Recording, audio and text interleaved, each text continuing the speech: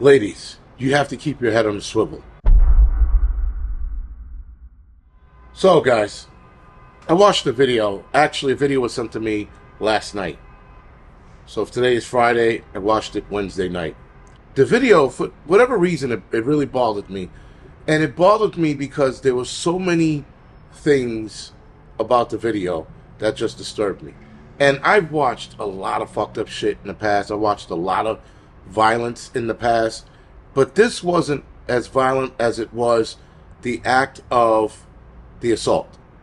Now, some of you seen this video. It's all over the internet right now. It's a woman who's walking down the street, minding her business. And with that, somebody comes from behind her, puts what looks like a belt around her neck, strickens the belt, so tight on her neck, and then starts dragging her. But it just seemed like she gave up in an instant, like she didn't even fight. And the guy proceeds to drag her between two cars and goes to work on her.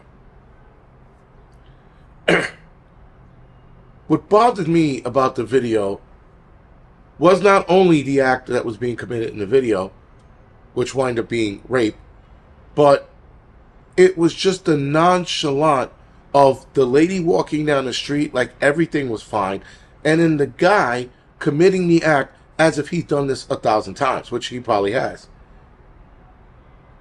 Now, it's hard to determine whether this guy's a migrant or not, and I think that's irrelevant at this point, though that was my initial thought, because the guy had the t-shirt around the face, like a lot of migrants do when they commit crimes. But again, it's not the point.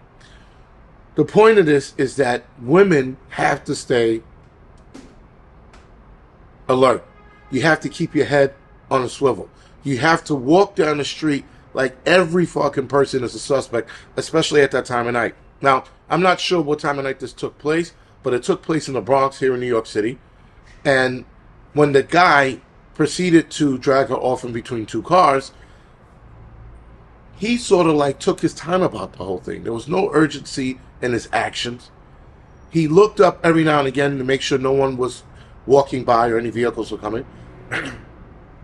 He proceeded to pull her pants down and then pull his pants down and then just have at it with her. I tell people this, but women, you guys have to stop walking around the fucking street like it's all good. Seriously, enough already with the dee bullshit. It's fucking gone. Those days of being safe and sound are gone. This video proves it, and there are other videos and other cases just like this. But this one I actually was able to see. I've heard reports, I've read stories about them all the time. I've known female friends who have been raped in a similar fashion. But when you see it, you're like, and guys, this is to the men. We have to deal with these guys in a certain manner. Forget about calling the police. Forget about calling 911. I mean, yeah, call 911 to make sure the victim's squared away. But if you catch a guy like this in the act, all bets are off. All bets are off. You got to make sure that if you catch this in the act and you catch the guy, you got to make sure that he ends up retarded. All fucked up and shit in the chair. Beep, beep, I'm so sorry. Like the whole nine. Yo, put the screws to him. Because this kind of shit is being allowed because the laws and the penalties in cities like New York are so relaxed. Criminals are getting away with shit and know that they're going to get away with shit. Know that they're going to be released down the line because they're going to get minimal sentencing. Police are only able to do so much. Lawyers always fight to get these guys free, and then you got other lawyers that are looking to keep them in jail. Whatever deal's going to be made, this guy's probably only going to get maybe 10 years, 15 at best. Because it's a high-profile crime now, because it's in the media, it's all over the internet, it's going to be high-profile, so he might get a little more time for that. Might. If he's done this before, he's definitely going to get more time. But if this is his first time getting caught, he's probably not going to get that much time. The amount of criminal activity in New York City has skyrocketed. Criminals have to be taught a lesson. I have, in a short span of a few months being back here, I have to yell at and threaten drug addicts left and right because they want to shoot up in the wrong places. Not that any of them don't want to fight, they're probably too busy enjoying their high. It's why they don't want to fight. Not because I'm a big dude and all this other bullshit, it's because they're enjoying their high and they don't want to get it ruined. But if more of us start correcting the situation, guys, things will get better, at least in the immediate area where we live in. When I mean immediate area, I mean like right down to the block you live on, or maybe in the neighborhood you live in.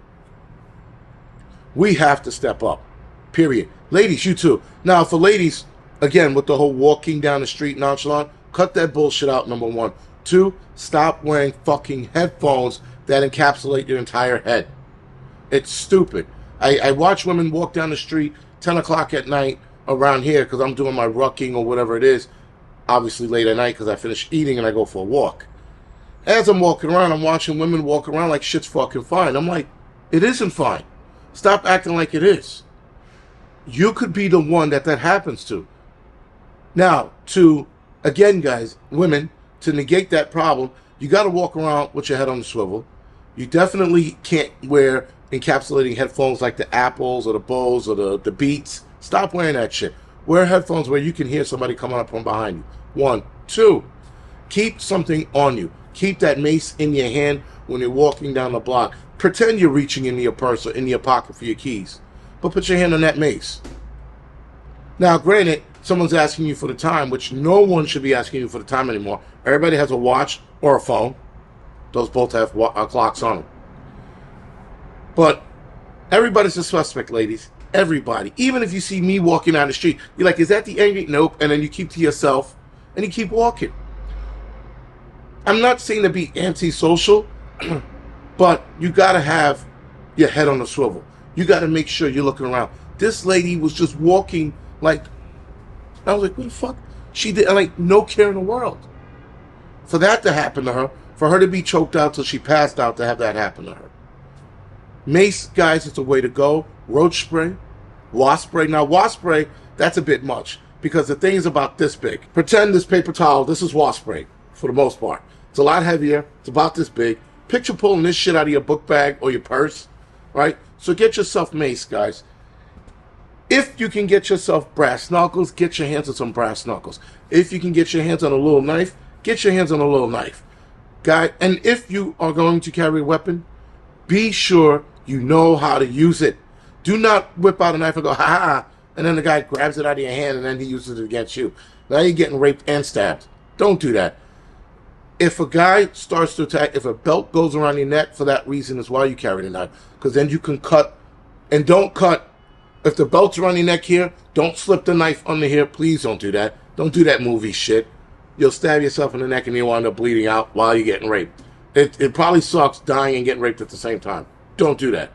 Cut the belt itself. Reach for the part he's pulling on. Cut it up enough to free yourself and get away. A lot of guys are not going to expect you to whip out a knife. A lot of guys are not going to expect you to whip out mace or some shit.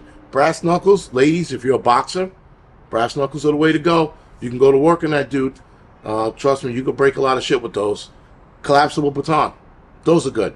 Now, a lot of the stuff I'm naming is probably illegal, but fuck the legality of it. You want to live, you don't want to get raped, you don't want to get robbed.